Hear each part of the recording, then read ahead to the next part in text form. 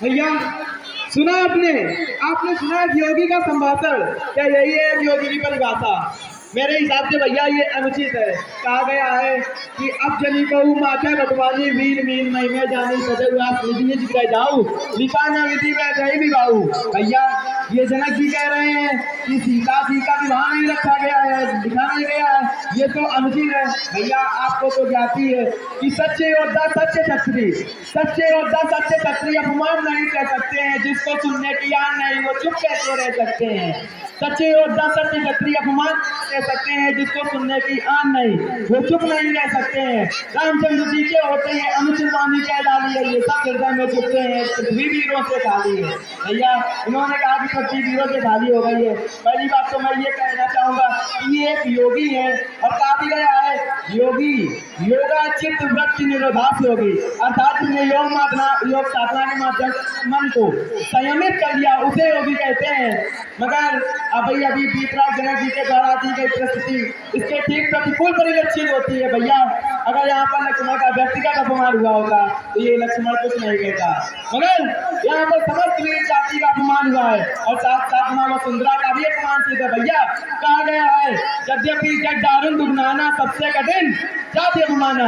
भैया यहाँ पर लक्ष्मण के साथ साथ समस्त वीर जाति का अपमान हुआ है और इसको सहन करने में आज ये लक्ष्मण अक्षम हो रहा है। भैया अक्षम हो रहा है। बीतराज जी के आप ये बेचैन कर देने वाले वाक्यों को भी सुनकर आप शांत क्यों बैठे कमलाकांत, शांत क्यों बैठे कमलाकांत? पर दीपार कर दी योगी ने नेक नहीं सब जाए, वीर भोग्या वीरहीन कहते ना नेक ल जाए। पर दीपार कर दी योगी ने नेक नहीं सब जाए, वीर भोग्या वीरहीन कहते ना नेक ल जाए। ये तीसरा के वचन लखन के मन को नेक न वाए, कहो ना इस्लाम में क्या कहे बंदे हैं, मारी गई मती इनकी जिससे उपजी है जान। शांत क्यों बैठे कमलाकांत, शांत क्यों बैठे कमलाकांत? योगी ने स्वार्थ साधना में ये बात नहीं सोची योगी जीवन पथ में फूल कहीं। योगी ने स्वार्थ साधना में ये बात नहीं सोची होगी जीवन पथ में फूल कहीं, पर्वत बन और नदी होगी, अगर क्षितिज पर सूर्य चमकता तो फिर निशा नहीं होगी। जिस दिन भी नहीं होंगे उस दिन ये धरा नहीं होगी, रहा नहीं कुछ अवशेष कर डाला मर्यादा का प्रणाम। शांत क्यों बैठे कमलाकांत, शांत क्यों बैठे कमलाकांत? भैया रघुवंशी में जय कोई तेरी समाज अब ये ना कोई, कई जनक जस अनुचित वाणी विद्यमान रघुकुल मन जानी। भैया जिस समाज में या जिस संसार में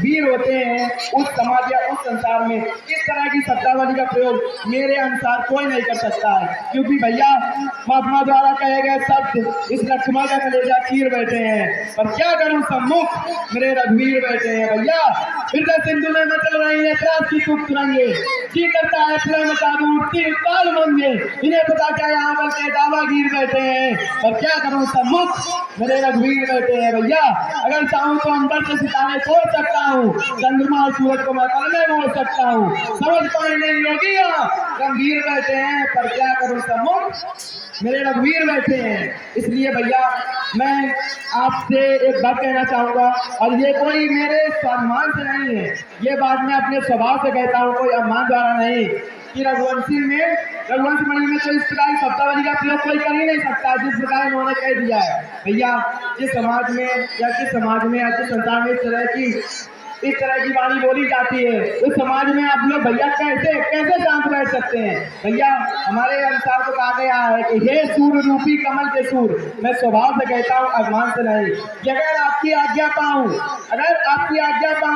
तो इस ब्रह्मांड को गेंद की तरह उठा लूं और सुमेरु पर्वत को मूली की तरह तोड़ दूं, इस ब्रह्मांड को गेंद की तरह उठा लूं और सुमेरु पर्वत को मूली की तरह तोड़ दूं, और ये घिसा पिटा पुराना धनुष आगे की गिनती में 2-4 दोस्तों ले जाऊं इतना बल तो उंगली में, ना कि जानी अब आए तू हो तो तुम करो विलोक यसो, कमल नाल जिम चाप चढ़ावो जो जन सब प्रमाण लगावो, तोड़ो छपरा दंड जिम तब प्रताप करना, जो ना करो प्रभु पर शपथ, करना धरो धनुभात।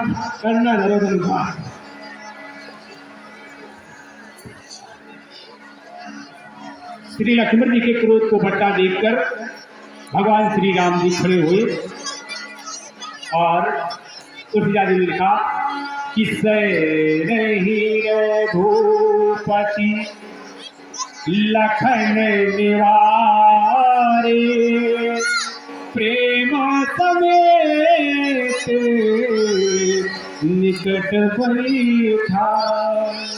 श्री राम जी ने बड़े ही मृदुल भाषा में श्री लक्ष्मण जी को संकेत से अपने पास बैठा दिया।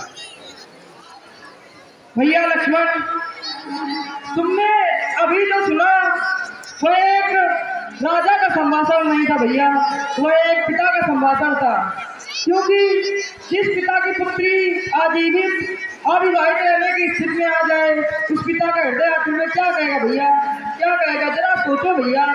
इसीलिए कहा गया है कि लखन तुम शांत हो जाओ, प्रथा क्यों क्रोध करते हो।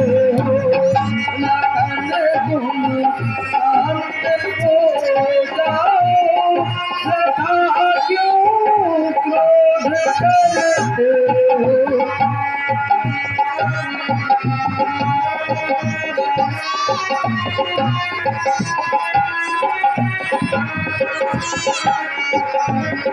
पिता के सब तुम्हारे हैं कि जिनसे आज लड़ते हो।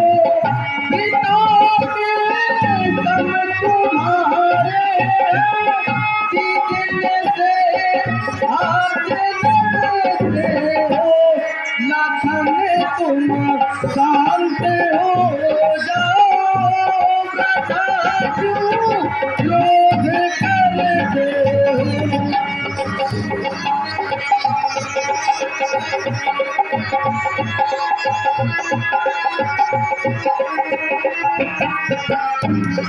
नहीं पारी अगर सीता शरा